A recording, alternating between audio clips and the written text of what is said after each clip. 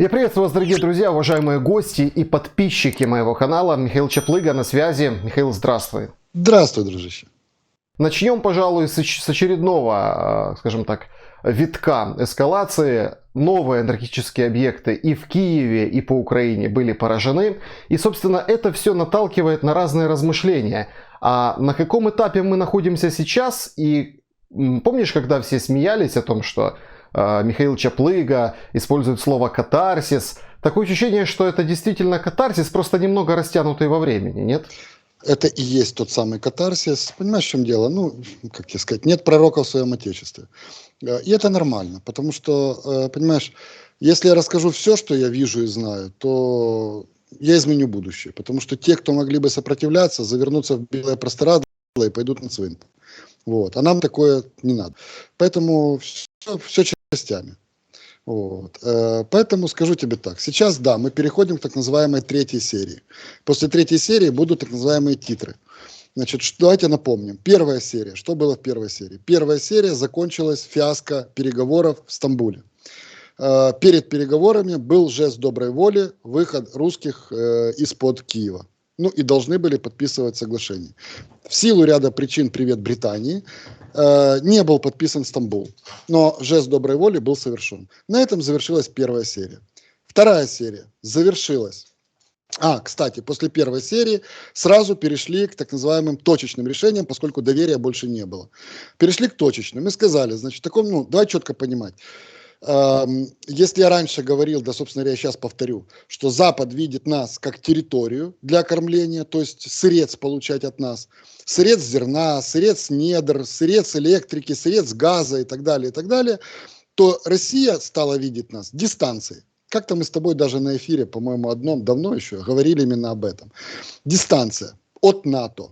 Просто дистанция. А на дистанции нет ни недр, ни живых людей, ничего другого.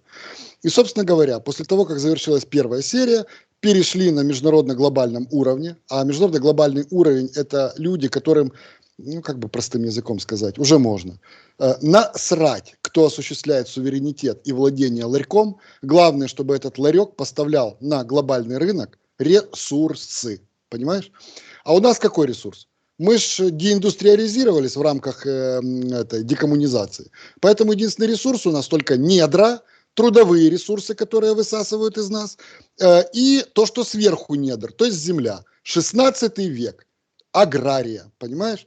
Ну, собственно говоря, после того, как завершилась первая серия, сказали, что больше такого не будет. Значит, давайте перейдем к точечным вопросам. И точечные вопросы – это была так называемая зерновая сделка. Что такое зерновая сделка? Представьте себе прямокутный, господи. Прямоугольная, да. Нет, прямоугольный треугольник, да, представьте себе. У него есть катеты и гипотенуза, да. Так вот, гипотенуза – это та часть зерновой сделки, которую подписала Россия. Маленький катет – это то, что подписали мы, понимаешь? А основа этого всего – это международный договор о том, что Одессу выносят за скобки и будет, ну, грубо говоря, некая гарантированная зона транзита там, и так далее, что, в принципе, нас устраивало. То есть, Стамбульская сделка, которая свершилась после жеста доброй воли, об этом я написал в тот же день, жест доброй воли со Змеиного, помните, был такой? То есть жест доброй воли из-под Киева должен был завершиться подписанием Стамбула. Стамбульскую формулу мы с тобой разбирали на эфире и мы говорили об этом. Но произошел кидок «Привет Британии». После этого решили брать сложный интеграл частями. Но если интеграл сложный нельзя взять, его разбивают на более простые интегралы. Значит, более простой интеграл. Что нужно с Украины? Зерно. Все, вывозим. Кому нужно зерно? Африке. Африка 100 лет живет без этого зерна, и все хорошо. Зерно нужно было братьям Каргилам, нашим лордам, понимаешь? Те, что загнали нас в аграрию, владеют парламентом и вообще всем, что только можно. Ну и товарищам в Европе, западной, между прочим, вот, которая играет на больших рынках. Да? Вот им надо было, знаешь как, ларек горит, а можно мы эвакуируем что-нибудь с полок? мы не будем тушить ваш ларек, выбейте окно, вам-то уже все равно, да, давайте выбивать окно и вывозить оттуда, что можно. Я об этом тоже сразу же сказал. И так сложный интеграл решили брать частями. И тогда был жест доброй воли со Змеиного и минус зерно. Но в чем прикол? Стамбульская сделка, она состоит из двух, я же сказал, это треугольник. Значит, у него есть гипотенуза, это 10 бочек меда, которые получает Россия. И отдельно это два отдельных документа, объединенных одним названием сделка. И маленький катет – это то, что дали нам. Ну, точнее, братьям Каргилам, нашим этим лендлордам там, и всем остальным, и Западу чуть-чуть. Да? Вот это то, что получили мы. Если разрывается зерновая сделка, то падает гипотенуза. И тогда падают поставки, огромные поставки продовольствия из России, падают огромные поставки удобрений из России. Понимаешь? Вот. Ну и, собственно говоря, выбивается третья сторона треугольника. Это безопасность в Одессе и коридор. Но пока более все работает. Вот. Тогда, после этого, началась вторая серия, о которой я говорил. Вторая серия закончилась чем? Она закончилась жестом доброй воли в Харькове. Ну, я же сразу об этом сказал, что Харьков это была ложная цель. Ложная. Они не собирались, они его просто рушили. Они не собирались его брать. Харьков была ложная, отвлекающая цель. Основа всего этого была на юге и на востоке. Отлично. Они делают жест доброй воли в Харькове. Для чего? Для того, чтобы вторая маленькая часть сложного, ранее разбитого интеграла смогла работать. Аммиачная сделка. Аммиак – это основа удобрений. Аммиачная сделка – это канал поставки с Тольятти, Россия, поставки аммиака к нам в Одессу и оттуда, ну, естественно, во весь мир. Правильно я понимаю? Вот. И каким-то удивительным образом этот аммиакопровод шел именно по тем территориям, которые жестом доброй воли были сданы. Понимаешь? И сейчас на кону эта аммиачная сделка. А теперь, мой друг, она, кстати, это завершился вторая серия. Я говорил, после второй будет третья, но между ними будет катарсис. А после третьей будут титры. Вот, собственно говоря, и весь сценарий. Так вот сейчас мы находимся в стадии катарсиса. Да, я тоже думал, что это будет за максимум неделю. Ну, в принципе, еще неделя, по-моему, не прошла. Думал где-то от 3 дней до недели. Массовое уничтожение инфраструктуры. Ну, я имел в виду в том числе и мостов, рассечение по линии север-юг. Но я думаю, что от этого отказались. Вот. И плюс радиовышки и так далее. Но оказалось все проще. Не надо лупить по радиовышке, можно ударить по трансформатору, и, собственно говоря, радиовышка выключится сама. Понимаешь? То есть вот этого я не учел. Вот. Поэтому, собственно говоря, да, это и есть катарсис. Это уничтожение инфраструктуры. Но в чем же цель? В чем цель? То есть вот, понимаешь, в чем дело? Многие спрашивают, а зачем? Я предполагал, что катарсис им нужен для того, чтобы, первое, отвести военный аспект, отвести на второй план, а на первый план вывести гуманитарную плоскость, для того, чтобы весь мир озаботился гуманитарной катастрофой размеров в 40 миллионов людей в Европе и приступить к переговорам. И я думаю, что эта цель остается. Это первое. Второе. Оказалось все значительно интереснее. Внимание на ЗАЭС. Внимание на ЗАЭС. У нас ни хрена об этом не пишут. А на самом деле это ключевой элемент картины сейчас. Поясняю. Что сейчас происходит? Происходит загон Европы. К сожалению, на нашей территории. Ну, я всегда говорил, что задача любого политика не допустить войны на своей территории. Это задача политика. Если война пришла на твою территорию, политик не справился. Если война неизбежна, а, собственно говоря, дежурное состояние мира – это вечная война, и война неизбежна на твоей территории, тебе нужно упредить и начать войну на чужой территории. Вот простые правила мира со времен Вавилона. Ничего не изменилось. И если война на вашей земле, то задавайте вопросы не военным. Так, а что ЗАЭС? А теперь ЗАЭС.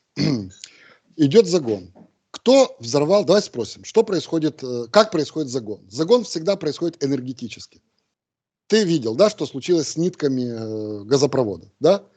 Кстати, еще открытый вопрос. Кто это сделал? Это сделала Британия, это сделала Россия, или это сделала Британия с Россией вместе? Кстати, не считайте этот вариант нереальным. Очень возможно, что Британия с Россией в некоторых аспектах играют вместе. Как было в свое время с Турцией. Мы же целовались в десна с турками и считали, что это наши братья там, да? А оказалось, ой, И пришлось даже на спину Эрдогану плюнуть, когда он во Львов прилетал. Помнишь, быстренько, не солоно хлебавший, улетел. Ну, Так вот то же самое с Миш, знаешь, Британией. как бы обтерся, Ну, а газовый он-то... хаб в Турции. Да. Обтираемся по ходу мы все это время, понимаешь? Вот. Так вот та же самая история с Британией. У них нет вечных друзей и врагов. У них вечны только их интересы. И в газовой нитке у них интересы могли совпасть, понимаешь? Потому что Британия отрезала Европу от России поставок газа. А ты в курсе, что по сути этим самым они обнулили немецкий хаб? Вот тот самый хаб газовый. Обнулили. Ну и отлично. Там, кстати, не Россия была главным игроком. А в Лондоне есть свой хаб газовый. Опачки. Внезапно. Правда?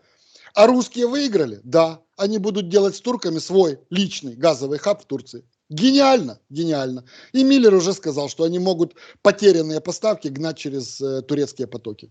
Гениально. О, как красиво. Где в этой формуле Украина? Не спрашивайте, потому что скажу матом.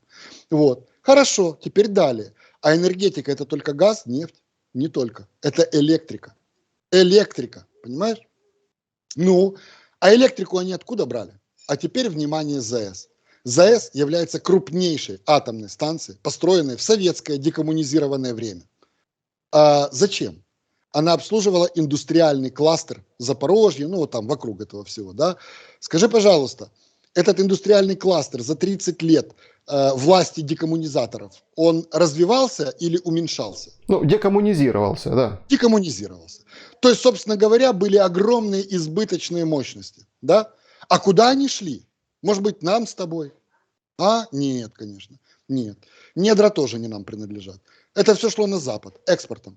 И за счет этого, кстати, электрика, это тоже огромный ресурс. Ничем не хуже газового. Но это шло мимо нас. Ах, какие инвестора у нас везде были, понимаешь? Инвестора у нас были. Вот. Короче говоря, получается, после того, как началась война, от индустриального кластера не осталось вообще ни хрена. Самое большое ни хрена. А станция есть. Скажи, пожалуйста, куда эта вся избыточная электрика идет? Тебе в карман, мне куда-то. Ну, куда она идет? Она идет на Запад. По сути, Украина, это, как знаешь, зерновая сделка, аммиачная сделка, электрическая сделка. Понимаешь? Что сделали русские? Они отжали эту ЗАЭС, правильно? Отжали. Она для них что? Она для них чемодан без ручки. Почему? Потому что, ну, там рассказывают, что отработанное ядерное топливо – это источник там чего-то там новых вооружений и так далее, и русские вывозят там. Слушай, русским нет смысла этого возить, у них этого урана, блин, извини, жопой жуй, понимаешь? Ну, тоже это, конечно, само собой, но это не ключевое. Они отжали. Скажи, они могут ее сейчас интегрировать куда-либо к себе? Ну, могут, Никуда. не могут, но попытки есть. И уже Нет, это нереально, нет. Нет, Просто ну почему? физически Есть уже там претензии, заявления Росатома о том, что там вот, собственно, американские там твелы будет заменять на российские и да. как бы налаживать работу и жизнедеятельность вообще на территории этой станции. Все понятно, да. Но электрику они куда оттуда давать будут? Понимаешь, в чем дело? Некуда им давать электрику. Они не могут ее соединить, потому что тут же будет разрушена линия, ты же это понимаешь. Они никуда ее не могут включить. Оно им нахер не надо. У них электрики больше, чем ты себе можешь представить. Точно так же, как говорили, там уголь, там, антрацит в Донецке и так далее. Да у них своего антрацита выше крыши, понимаешь? То есть там хватает всего. Вопрос не в этом. То есть они себе ее взять не могут. И единственная ценность этой станции в том, что она может поставлять электрику в Европу. Понимаешь? И если она, то есть для России это чемодан без ручки. Единственная ценность поставка электрики в Европу. Но ЗАЭС украинская, де юре, де-факто под контролем русских, поставки с точки зрения юридической, по сути, должны идти через Украину, ну, с Украины и через Украину. Ясно. Скажи, пожалуйста, что бы сделал Путин, вот не надо быть там чаплыгой-предсказателем, чтобы понять, что будет. Будет очень просто. Атомная энергетика – это то, что ты не можешь маневрировать. Что такое маневрирование? Ты же понимаешь, что потребление электрики в разные периоды дня, ночи и так далее, они разные. А атомная, она вырабатывает константу постоянную. А значит, в пиковые тебе нужно что-то добавить, а в непиковые тебе нужно сбросить куда-то. Понимаешь? То есть, ну, отдать электрику, а где-то доработать. Маневровые – это тепловые. Понимаешь? Что будут делать русские? Да слушай, ну не надо быть Вангой. Они будут лупить по маневровой, то есть по тепловой генерации. И таким образом они, по сути, решают две задачи. Первое. Они пытаются заставить Украину прекратить экспорт. А теперь, внимание, вопрос. А кто главный потребитель экспорта электрики нашей? А? У нас с Молдовой, по сути, единая система. А Молдова – это Румыния. А еще Польша. Так, а не Румыния ли с Польшей являются главными поставщиками нам всего, чего надо, транзитерами и поставщиками? Наживаются на этом. Но они. Так скажи, кто первым орать начнет о том, что Украина не выполняет международные обязательства по экспорту электроэнергии? А? Ну, как-то особо никто не орет. Орут, поляки орут. Ну вот взяли, просто... взяли украинская сторона, объявила о том, что, собственно, мы приостанавливаем экспорт. Ну, Серьезно? И все. Нет. А ну дай мне это заявление. Нет. Ну, Кто недельной тебе сказал, давности, что... сразу после первого расстрельного понедельника, когда, собственно, А потом обстреляли было ТЭЦ. заявление Польши, очень жесткое. Ты хочешь сказать, что экспорта нет? Ну давай в нашем видео обратимся к властям и попросим, выйдите честно и скажите, экспорт есть или нет. Так вот я тебе скажу, экспорт есть. Понимаешь? Экспорт есть. А если его не будет, начнется такой вой на Западе, что мама дорогая. Так вот, что делают русские? Они, по сути, сужают поле маневра. Они убирают лишнее, ну, то есть имеется в виду маневровые мощности, и решают две задачи. Первое – это гуманитарная катастрофа. Ну, что такое гуманитарная катастрофа? Помнишь, когда-то, ну, не знаю, помнишь или нет, может, зрители помнят. Когда-то, года 2 или 3 назад, я сказал про революцию, меня спрашивали. Когда в Украине будет революция, пролетарская и так далее? Я говорю, вы знаете, настоящая революция всегда случается тогда, когда вы не можете посрать на 7-м этаже, потому что говно не спустится вниз. Вот тогда будет революция. Слушай, а когда будет катарсис? Когда ты не сможешь покакать на 7-м этаже. Почему? Потому что не будет поставки воды. Вода работает от насоса. Насосы от электричества. Понимаешь? Вопрос же не в том, сможешь ты зарядить телефон или нет. От солнечной батареи, я думаю, ты даже свет в доме, в квартире можешь себе сделать, в отдельно взятой квартире. И зарядить там, что тебе надо. Простите, писать и какать, как будете? А вода откуда возьмется? Нет воды 10 дней, есть холера. Понимаешь? И многое другое. Вот первая задача, которую решают русские. И вторая задача – это довести до состояния, когда Украина перестанет выполнять международные обязы. То есть, еще раз напомню, зерновая сделка, аммиачная сделка, электрическая сделка. А теперь внимание, как сделать электрическую сделку? Очень просто. Довести до ситуации, когда внутри гуманитарная катастрофа, а наружу ты не можешь исполнять международные обязы по электрике. И тогда откуда ее брать? Получается, нужно запустить ЗАЭС. Но ЗАЭС под полным физическим контролем русских, а юридически наша. Как решить задачу? Путем переговоров. А как сделать переговоры? Давление Запада. Вот и все. Отрубаем электрику в ЕС, и ЕС первым побежит давить на Киев для того, чтобы решить эту сложную переговорную задачу. Да, это очень интересно, Миша. Вот и вся картина. А если наложить это все на боевые действия ситуации на фронтах? Здесь вот вышел Арестович и, ну вот... Процитировал меня из телеграмма, да. Ну, в какой-то мере. И рассказал о мобилизации, о том, что нужно будет Украине еще мобилизоваться, о том, что не смогли там пойти на Сватово и там забрать Херсон. Не, ну понятно, что будут пытаться, но мобилизованные, скажем так, составляют определенную сложность в реализации этого процесса. И это все в аккурат, когда в России звучат там объявление о том, что мобилизация заканчивается. Ну, там в некоторых субъектах о том, что вот мобилизация закончилась, там осенний призыв. Вот с точки зрения того, что делать Украине в этой ситуации, в конкретных, конкретных опасностях, например, второго фронта с Белоруссией, еще одного похода на Харьков. Давай так, что делать Украине, говорить не буду, потому что я не при власти. Я за последнее время только 2 раза с помощью ненормативной лексики и обращения к самым первым лицам, но по внутренним, по своим каналам, тушил пожары. Первый пожар был, когда наши начали брать на себя ответственность за Крымский мост. И второй пожар – это когда вышла порошенковская структура, вот это «Повернись живым», и рассказали о том, что они вместе с ГУР-МО, почему-то замазали ГУР-МО, решили заниматься терроризмом в Москве, причем публично, причем еще досрочно. Я надеюсь, что второй пожар я тоже потушил. Больше я, извини, ничем особо не собираюсь, скажем так, публично, по крайней мере, включаться, потому что я трошки подустал от этого всего. Касательно, я могу просто рассказать касательно подоплеки. И просто повторю свои слова, потому что это уже говорил.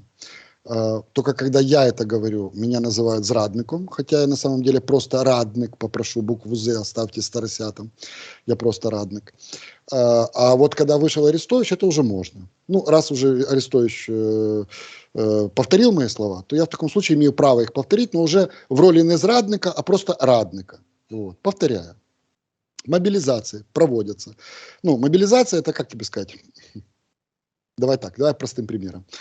Если вдруг ты хочешь выйти на улицу, а там какие-то хулиганы, бандиты и так далее, тебе нужна охрана. Сколько человек охраны бы ты взял себе? То есть сколько есть.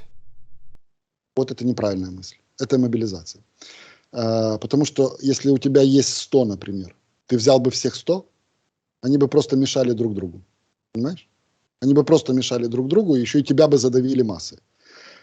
Брать нужно ровно столько, сколько тебе нужно. То есть сколько они могут, не мешая друг другу, обеспечить тебе периметр. То есть 2, 3, 4, ну, до 5. Остальные действуют невидимо, скажем так. Они совершенно в других местах. Так вот, мобилизация – это взять 100, которые друг друга задавят массой. Они сами друг друга перемочат. Понимаешь? А для того, чтобы победить тебе и прорваться, тебе нужно 4-5. Ну, профи. Понимаешь, которые... Ну, и еще 10, которые обеспечат информационную там составляющую, то есть просчитают откуда что и так далее. Ну, есть другие еще нюансы. Это очень образно, понимаешь? Так вот, когда объявляют всеобщую мобилизацию, у нее совершенно другая цель. Потому что тебе нужно их обмундировать, подготовить, чтобы они... Ну, их можно использовать как мясо. Что такое мясо?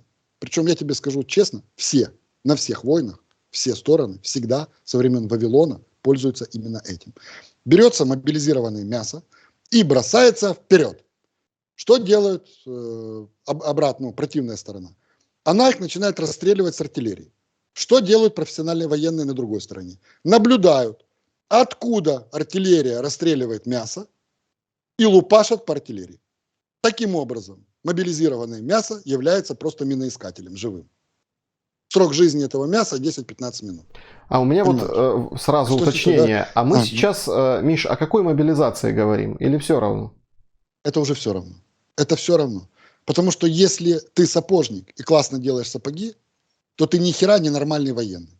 А рассказы о том, что сейчас мы тебя за месяц сделаем из тебя военного, давай за месяц сделаем гинеколога. А ну давай. Посмотреть я тоже могу, и руки в тепле. Но буду ли я гинекологом? Нет, не буду. Точно так же и с мобилизованными. Ясно? Армия всегда профессиональная. Теперь идем дальше. Если объявляется мобилизация, то это зачем? Для того, чтобы сбить агрессивную волну требующих, значит, у них захватить Киев немедленно, там, вплоть до какой Львова? Они до Берлина решили дойти. Понимаешь? У них же там 70% уже на Берлин, понимаешь? Мы уже Берлин берем. Ну, включи вчера этого сумасшедшего стремоусого придурка. Это было великолепно. Это феерия, понимаешь? Он там Сан-Франциско, господи, нет, он Таиланд, по-моему, уже даже брал. Идиот, блин. Понимаешь? У них таких 70%. На Берлин, они жертвы пропаганды своей. То есть мы побеждаем, все, да что там та Украина, мы Берлин берем. Скажи, пожалуйста, если тебе нужно закрыть гештальт и, ну, что такое закрыть гештальт? Подписать и закончить эту тему, да? Ну, зафиксировать момент. Но это же зрада, подожди. Мы фиксируем момент, но мы же уже почти брали Берлин. Это же зрада, правда? Зрада. А как эту зраду сбить? Очень просто. Нужно, чтобы все эти диванные зрадники, ну, зрадофилы или как там, чтобы они обосрали свои портки. Для этого нужно что сделать? Напугать их мобилизацию. Сказать, ты что, за Берлин? Уже Берлин берем? А то, что мы сейчас фиксируем, это зрада? Не вопрос. Иди мясом на фронт. Давай, лично ты. Оторвал свою сраку и пошел. Ну, то Все есть обосрались. мы уже это говорили, по-моему, в позапрошлом или прошлом видео. Да, да, Я просто, да. я вот к словам Арестовича теперь. А подожди, это мы русскую разобрали ситуацию, да? Сколько им потребовалось для того, чтобы сбить эту волну? Ну, месяц где-то, Ну, да? Гиркина отправили на фронт. Ну, Все, собственно, да. месяц. Вправили мозги этим так называемым военным корреспондентам, вправили мозги. Этих куда-то поотправляли, а всю киздоту, сидящую перед телевизором с пивом, заставили пойти стирать свои трусы, потому что никто же не захотел идти мобилизировать. Все, решили задачу. Теперь эту задачу, я же сразу сказал, почему не выпускают студентов и почему у нас пугают мобилизацией. Да очень все просто. Потому что та же самая зеркальная картина у нас. Это ж все начнут орать зрада, понимаешь, если вдруг гештальт в ноябре закрывать. А как сделать так, чтобы не орали зрада? Это ж фронда пойдет. Очень просто. Обосрали портки, блин, и подумали. Идем воевать, не вопрос. Собрал манатки и пошел на Харьковское направление, на Южное. Лично. А скажи, пожалуйста, а кто является ядром этого всего? Поросятни этой. Рассадника этой могилянки, херянки и уку и прочего говна. А? Объясни, пожалуйста. Арестович же, я же его слова процитировал. Он, правда, потом извинился. Я не понимаю, зачем. Вот за это я его критикую. Он сказал все правильно. Правду сказал. Я эту правду еще 2 года назад говорил. Ну, так они же являются пассионарным ядром этого всего. А кто они? Студенты. Во. Понятно? Почему никто никуда не выйдет? Сидеть здесь и обосраться. Будем умными, пойдем туда. Что ж не ясно? Та же самая картина решается у нас. Понимаешь теперь, к чему это все? Теперь ты меня спрашивал по северу, да, север и запад. Я сразу сказал, внимание на запад. Сказал это еще, господи, недели 3 или 4 назад, месяц, наверное, назад. Сказал, все ждали тогда юг, юг, юг, пойдем юг. А я сказал, да сраки юг, запад, запад. Скажи, пожалуйста, знаешь анекдот, вот этот анекдот, он, наверное, описывает вообще всю картину мира и в деталях, и в стратегии. Бежит дядя, идет дядя по улице, за ним гонится толпа, появилась толпа представителей ЛГБТ. И они внезапно начали за ним гнаться. Дядя понял, что его могут, в общем, принять, в общем, в это сообщество, вот, вопреки его воле. И вдруг люк канализации, он раз туда ныряет в этот люк и лезет по этой канализации, лезет, бах, и тут ему раз навстречу такие 2 глаза. Опа, ни хрена, только 2 глаза. Опа. Значит, он смотрит на эти 2 глаза. Вот, говорит, тихо, значит, там сверху толпа ЛГБТ, не дай бог нас услышат, значит, они сюда и вот примут нас в ряды ЛГБТ. Вот. А эти 2 глаза на него смотрят и говорят, мальчик нет, ЛГБТ тут принимает, там загоняют. Понимаешь? Вот это вся картина. Понимаешь, русские загоняют, а принимают, собственно говоря, в другом месте. Понимаешь, это глобальный мир. Большие дяди делят мир, понимаешь? Вот. И тут не бывает хороших или плохих. Понимаешь, там не важно, кто там, кто хороший, кто загоняет, или плохой, кто загоняет, а кто принимает. Ну, то есть это же вот такой мир. Вот то же самое здесь. Когда началось это все, русские, прости за мой простой французский, пиздячить кого начали первыми? Под лозунгом бандеровцев. Они же начали русскоязычных, православных, Восток. Их же они начали мочить первыми. Под лозунгом бендеровцев и так далее. А что в это время бендеровцы? А в это время бендеровцы нормально уезжали в Польшу под видом беженцев и сдавали свои квартиры по космическим деньгам кому?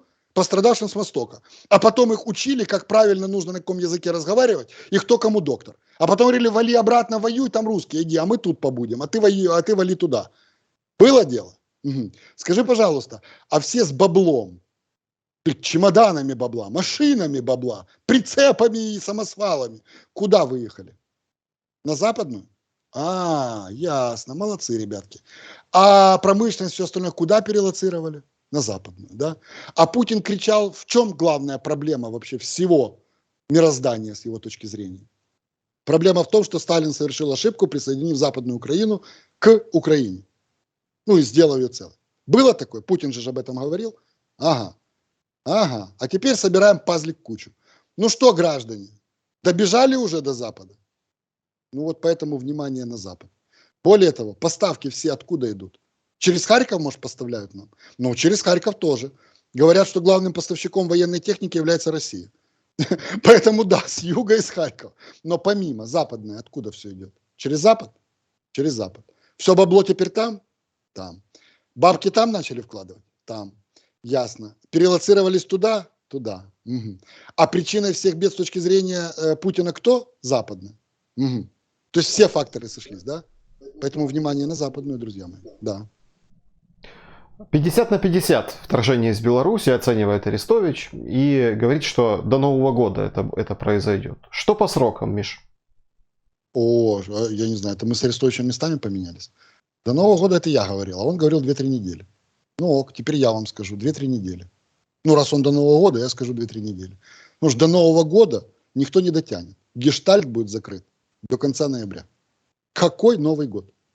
Мы разошлись с ним во мнениях по декабрю.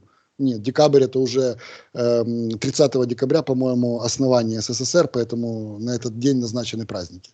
Вот, поэтому все будет закрыто до ноября. Более того, я думаю, до G20. Пойдут ли? Ну, теоретически могут. Но я хочу успокоить людей, которые живут там. Ну, давайте без апокалипсиса. Во-первых, ТРО, которое находится там, на западной, ну вот Волынь, Ровенская область и так далее, это не паркетное ТРО. Не паркетное, это настоящее ВСУшное ТРО. Сильное, организованное, грамотное. И они постоянно там все держат под контролем. Плюс инфраструктурно. Там очень много всего заминировано. Там, ну, в принципе, там мы готовы принимать, так сказать, проходящих белорусов. Вот. Я очень сомневаюсь, что они решатся на это. Но где-то точечно для отвлечения внимания они могут это делать. Что они могут делать? Они могут лупить по объектам инфраструктуры. Об этом мы уже говорили. И вот это они могут лупить. По узловым станциям. Ну, то есть где у нас? ЖД узловые станции. Причем не по полотну. Полотно восстанавливается за 2-3 дня. Ну, даже за день. Они будут лупить по чем? По трансформаторам. Понимаешь? По подстанциям. Вот. Плюс по военным объектам, естественно, и по складам. Вот. Поэтому вот, ну, вот так я себе это больше вижу. Вот. С точки зрения, более того, с точки зрения того, чтобы отомстить, грубо говоря, психологически Западу, я думаю, что они могут лупить не только по этому, но, скорее всего, могут лупить и по промышленным предприятиям, которые были перенесены, могут лупить по предприятиям, которые, ну, так, узловые в экономике, для того, чтобы, если ты там решил заработать на недвиге или на чем-то еще, чтобы эта твоя недвига стоила 3 копейки. Вот, собственно говоря, к чему это все будет. Вот. Ну, вот где-то так. Миш, много экспертов высказывается на тот счет, что вот это, мол, все, ну, мы уже определились. Титры в декабре, правильно? Да. Да, вот это вот, наверное, самое главное, что те зрители, которые вот подписываются, которые, кстати, вот буквально там вчера пишут в комментариях, где Чаплыга, вот именно сейчас нужно послушать Чаплыгу, там где, ну я успокоил сразу, сказал, что все будет, вот завтра и, собственно, наш разговор. Но многие эксперты считают, что эти удары это такое принуждение к миру, к каким-то вот переговорам и, собственно, вот для того, чтобы как бы договориться. Здесь сложно там судить, сколько шахедов осталось, сколько было, потому что Минобороны говорила 300, Зеленский 2400, и там 2-3 недели могут, там 2-3 месяца могут кошмарить. То есть нам показывают, что это такой очень такой длинный путь, да, вот уничтожение инфраструктуры. Но у меня главный и понятный вопрос. А если уничтожать инфраструктуру как раз таки, то это означает, что захватывать, ну там, устанавливать контроль никто не будет. А как быть с планами, что Лукашенко якобы пообещали Ровенскую АЭС и там часть Полесья? Вот как-то не вяжется цели и там и целеполагание. Я не знаю, кто кому чего обещал и зачем ему Ровенская АЭС. Что ему толку с Ровенской АЭС? Что толку? Он что, электричество в карманах будет выносить или куда? Что? Это все бред сумасшедший. У него есть уже, но это не его, российская, атомная у него уже есть. И прибалты нормально с этого, кстати, жили. Вот. Кстати, Литва еще те иезуиты. Вот. Ну, неважно. Все у них есть. Нет, это все глупости. Когда мне говорили, что будут пешки брать всю Украину, я сразу сказал, это невозможно. Потому что для того, чтобы ее взять, ну хорошо, ну взял, ну да, ну знаешь, как играл в царь горы, да, вылез ты на самый верх горы. Но это же не задача вылезти на верх горы. Задача удержаться там, понимаешь? Для того, чтобы удержаться, тебе нужно, лояльное население, тебе нужно завести управленческий аппарат, или ты думаешь, что Стремоусова управляют сумасшедшие? Нет, конечно. Это папеты, это просто, знаешь, это палочку подняли с папетом, а потом выкинули, знаешь, как, ну бывает. Вот. А кто-то же реально должен управлять. Это кто-то должен интегрировать, управлять, отвечать, нести за это ответственность там, и так далее. Ох, как здесь ложится вот в твои эти слова, вот этот последний указ, ну, он не последний, ну, последний указ Путина, да, о том, что вдвое больше зарплаты чиновникам, которые поедут в Украину, которые там суточные плюс 8,5 тысяч в месяц, в день. Да. То есть это прям... Это нужно, а где их взять? Ну хорошо, ну допустим, ну где их взять на всю Украину? Ну это нереальная картина. Я сразу сказал, что это нереально, физически нереально. Поэтому единственный способ решить эти задачи, ну вот я всегда говорю, думайте как враг. Если вы хотите понять, думайте как враг. Вот если бы я был Путин, что бы я делал?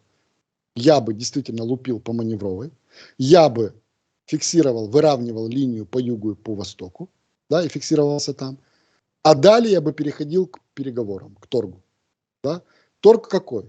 Вот все не понимают, о чем может быть речь. Помните, я вводил понятие, это не я, это русские ввели его, я уже просто употреблял его.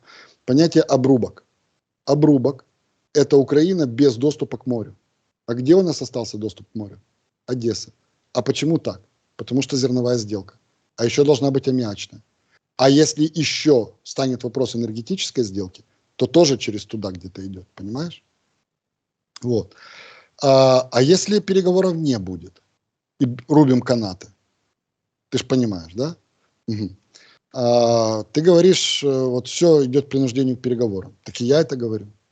Я сразу это сказал. Потому что единственный способ решить этот интеграл – это действовать асимметрично.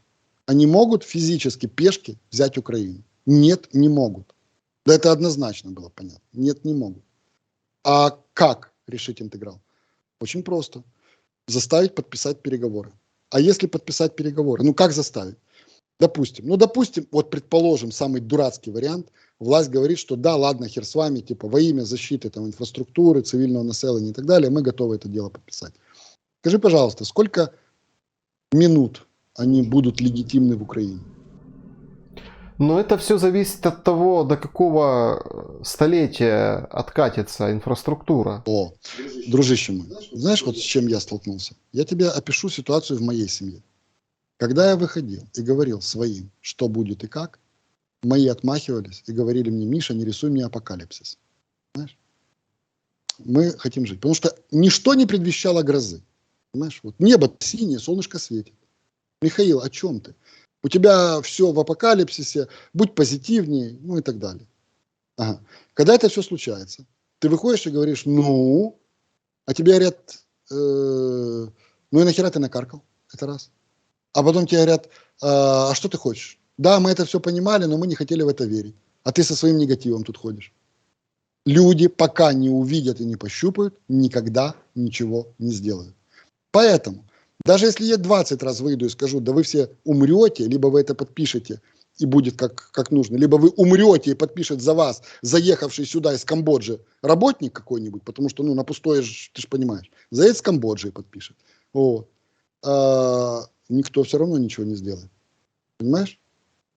Вот поэтому я говорю, катарсис неизбежен в любом случае. Только диктатуры способны мыслить длинными периодами и не зависеть от электоральных настроев населения. Я тебе, мог бы еще много на эту тему философствовать. Ну, тут я скажу так, я философские вещи записываю у себя на канале, там, кому нужно не новости, а философия, заходите на мой YouTube, скоро там появится много разных философских рассказов, без выводов. Не надо там искать ни зраду, ни перемогу, просто без выводов. Да, давайте, вот, подпишитесь, пожалуйста, друзья, зайдите, посмотрите, поставьте лайк, также в описании к видео будет телеграм-канал Михаила Чаплыги, там тоже интересно и быстро, скажем так, гораздо быстрее, чем там на ютубе, появляются реакции на все события, которые происходят вот здесь и сейчас. Миш, полупрофессиональный вопрос. Омбудсмены встретились, поговорили. Обмен произошел. И вот это на фоне вот этих наших обсуждений, там, катарсиса, страшной эскалации, очередных ударов по инфраструктуре, ну вот выглядит как-то удивительно, нет? Нет, не удивительно. Потому что в свое время, когда еще мы были в офисе, мы подписали так называемую Киевскую декларацию. Киевская декларация, она, ну, она не является обязующей для всех офисов омбудсмена в мире, ну, в Европе как минимум, но она описывает действия омбудсманов до, во время и после конфликта. И многие страны присоединились. Это было одним из ключевых наших достижений. И речь шла о том, что омбудсманы, они вне политики, вне войны, вне всего. Они ведут диалог. И это очень правильно, потому что гуманитарный аспект, он всегда отдельно. И скажу тебе, я радуюсь этой новости. Я радуюсь тому, что омбудсманы лично встретились. Это очень важно. Потому что по электронке это другое, по телефону тоже другое. Более того, многие вещи омбудсманы могли бы сказать друг другу, но они не скажут, поскольку они под колпаком, ну, разных нюансов. Да? Сегодня ты омбудсман, и ты защищен, а завтра ты не омбудсман, и ты уже не защищен. Как в свое время, когда был один прокурор, и нам нужно было провести так называемую юридическую очистку перед обменом, а он говорит: сегодня я прокурор, и я сделаю то, что ты хочешь, и все будет. А потом я не прокурор, все об этом забудут, а я буду отвечать, правильно? Говорит: нет, так не будет. Вот то же самое касается омбудсмана. Это очень сложная тема. Но тут, поскольку чуть-чуть косвенно, очень косвенно имею к этим вопросам отношение, скажу, что тут низкий поклон, да простят меня зрители, лично Ермаку. Потому что задача стояла от Зеленского, я четко это понимаю. Переговоры такого уровня не ведутся на уровне омбудсманов. Понимаешь? Потому что омбудсманы, они прорабатывают путь, ну, дорогу и механизм. А имплементация зависит от политиков. Понимаешь? Это политические решения. И я единственное, за что переживал, потому что трошки тоже понимал заранее, что может быть, я переживал за то, чтобы никто на радостях не слил хотя бы полслова об этом. Потому что тогда все сорвалось бы. И честно, я рад, что все прошло, ну, то есть проинформировали только тогда, когда все уже случилось. И это очень хорошо. Дай бог, чтобы в будущем так было. Я вам больше скажу, идут переговоры о большем объеме, и меня спрашивают: а когда простых будут обменивать? Да их постоянно обменивают. То есть это просто не обо всем вы слышите. Это сложный процесс, который идет постоянно. Но тут речь шла не только о тех, кого катували вот, во время войны, да, то есть и те, кто попали до войны, кто занимался гуманитарной помощью детям, женщинам, которые занимались гуманитарной помощью на неподконтрольном ОРДЛО, и которых за это назвали пропагандистами и так далее, их забрали. В общем, еще раз, да простят меня и мои сторонники и критики, но, знаете, когда дело сделано хорошо, я говорю спасибо. Как бы там ни относились политически, в данном случае Ермак молодец. Он сделал все правильно и грамотно. И дай бог, чтобы получалось дальше. Будет за что критиковать в других аспектах, буду критиковать вместе с вами, вопросов нет. Но тут, поскольку для меня это, ну, родная стихия, скажем так, вот эти гуманитарные вещи, я знаю, как мы работали, когда мы занимались возвратом заключенных с неподконтрольной территории, и я знаю, как это непросто и как это связано с доброй волей ключевых людей во власти и тут, и в России, ну и так далее. Да? То есть, более того, это в том числе переговорный трек, как бы там ни было. Да? То есть, вот, и зерновая сделка тоже переговорный трек. Понимаешь? А теперь, возвращаясь на секундочку к катарсису, я хочу просто уже закрыть эту тему. Я вам скажу простую вещь. Катарсис неизбежен потому, что власть понимает, что народ ее снесет и будет фронда, а для того, что не пойти на переговорный процесс, вариантов нет. Ну, уже ж Арестович прямо сказал по поводу и поставок. Это же я говорил, мне называли зрадник, хотя я радник. Вот. А теперь Арестович сказал, что нам дают по чайной ложечке. Помнишь мою песенку? Чайная ложечка, да, там, это уже хорошо. Да? Даже немножечко, чайная ложечка. Вот. А до сраки это чайная ложечка. Я уже рассказывал всем мою такую, знаешь, коротенькую черную гумореску, когда ты выходишь и орешь: эй, там, ну, грубо говоря, там, эй, Шелест, там, дай мне 1000 гривен и 2 пистолета. А такой Шелест выходит и говорит: Миша, а что я тебе должен 2 пистолета и 1000 гривен? Я говорю: ну это ж ты меня там заставил палкой медведю в жопе колупаться. Вот, он говорит: а, ясно, да. А если я тебе дам не 1000, а дам 100, но траншами, 5 траншей по 2. И если я тебе вместо 2 пистолетиков дам сначала рогатку. Я говорю: ну, дружище Шелест, тогда мне Писец, потому что, собственно говоря, если хочешь наполнить стакан, то его нужно наполнить сразу, а если по капле, то это как в песок. Поэтому мне писец. А если мне писец, то, собственно говоря, деньги те коротенькие, маленькие, которые ты мне дал, относительно маленькие, большие, но относительно маленькие, которые ты мне дал, они достанутся мародерам, которые, пока я с кем-то сражаюсь, сидят по углам и подначивают и комментируют. То есть мародеры это заберут, а меня не станет. И тут такой товарищ Шелест меня спрашивает, ага, то есть если я тебе это все дам, оно будет у тебя в карманах, и оно никому не достается, то есть это заберут мародеры, а если не станет тебя, то твоя квартира станет спорной собственностью, то есть общей, ее можно будет поделить, да? Ага. Ну вот тебе, да, вот тебе первый транш 2 гривны и рогатка с намеком, понимаешь? Потому что, оказывается, товарищ Шелест является таким же мародером, как и другие, с которыми я сражаюсь. Вот, а два уважаемых мародера, они смогут поделить мою квартиру, когда меня не будет, понимаешь? А первый, который дал 2 гривны, он, собственно говоря, их потом с кармана и заберет. Цинично? Цинично. А не это ли вчера сказал Арестович, только очень кратко и намекая на чайную ложечку? Не это ли? Ага. Ну, видишь, то есть получается, то не зрада была, то была правда, понимаешь? Вот. Так вот, поскольку понимаем это все, войти в зиму мы не можем. Поэтому нужен катарсис. Почему? Для того, чтобы власть не стала фронда. Потому что когда на первый план выйдет гуманитарная катастрофа, военные аспекты уйдут на второй. Но Он неизбежен. вот многие, собственно, и критикуют тебя, Миш, и я точно уверен, что и под этим видео будет куча комментариев о том, что ну понятно, зрадники, вот что вы тут говорите, вот вы, ну и так далее и тому подобное. Там далее по тексту не будем пересказывать. Но ведь по большому-то счету катарсис как инструмент, он же очень близко, плотную, вот просто такие нос к носу. Он уже на треть реализован. Осталось 2/3. Он же нос к носу с проигрышем, вот к проигрышу. Очень тяжело будет разобраться. Ну, дружище, нет проигрыша и выигрыша. Все определяет время. То, что проигрыш сейчас, это выигрыш с точки зрения 10 лет. С точки зрения полгода, это проигрыш. С точки зрения 10, это выигрыш. Понимаешь, это как яд и лекарство. Что является ядом, а что лекарством? Не формула определяет, что яд, а что лекарство. Определяет концентрация, доза. Понимаешь? То есть так же и здесь. Что из рада? Хорошо. Идет мальчик по улице. Он может стать великим скрипачом. Он несет скрипочку. Он не умеет, он не боец. Может, ходит на какой-то там тэквондо, может быть. Вылазит здоровенный бандюга. Просто здоровенный, 120 кило весом, понимаешь? Он неповоротлив. И нападает на мальчика. Говорит, слышь, мальчик, значит, так, будешь мне тут дань платить, на скрипочке играть будешь, и будешь мне дань платить. Что не ясно? Будешь со мной? Мальчик говорит, да пошел ты нахер, я типа свободный, значит, я буду сам играть. Он, да, раз по морде.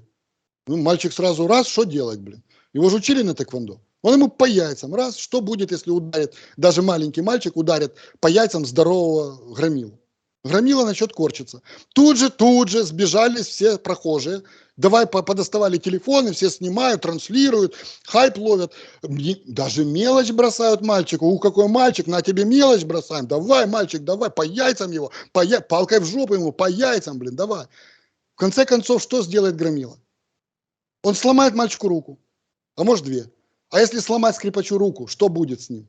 Он не сможет играть на скрипке. Потом за ухо, блин, и будешь работать на амбарных работах.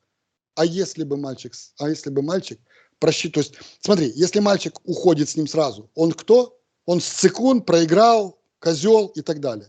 Это в короткой перспективе, правильно? А в долгой? А в долгой мальчик бы мог играть на скрипке, в конечном итоге, даже по чуть-чуть, заработать много денег, нанять других бандитов на этой улице, купить их, понимаешь? А потом нанести удар руками тех бандитов, просто быть умным, на деньги, чтобы они дали трындюлей тому бандиту. Как это было в 90-х. Все очень просто. А потом стать свободным, понимаешь? И играть на скрипочке, заработать денег, и, извини, написать на голову всем тем прохожим, которые когда-то называли его сцикуном, и заставить их платить. Я не знаю, у этой сказки нет морали. Каждый поступит по-своему. Но я к чему веду? Потому что единственным мерилом победы или проигрыша является исключительно время. Понимаешь? Время. То, что кажется победой сегодня, является зрадой в период 10 лет. Что кажется зрадой сегодня, может оказаться победой в периоде 10 лет. Но позволить себе мерить периодами в 10 лет могут только диктатуры, не зависящие от сиюминутного мнения электорального. Именно поэтому побеждает Китай. Именно поэтому у России достаточно серьезные сейчас позиции, что бы там ни говорили. Не надо вот эти шапкозакидательства и так далее. Врага нужно оценивать грамотно, для того, чтобы наносить ему грамотный ущерб, понимаешь? И не подставлять себя. Да.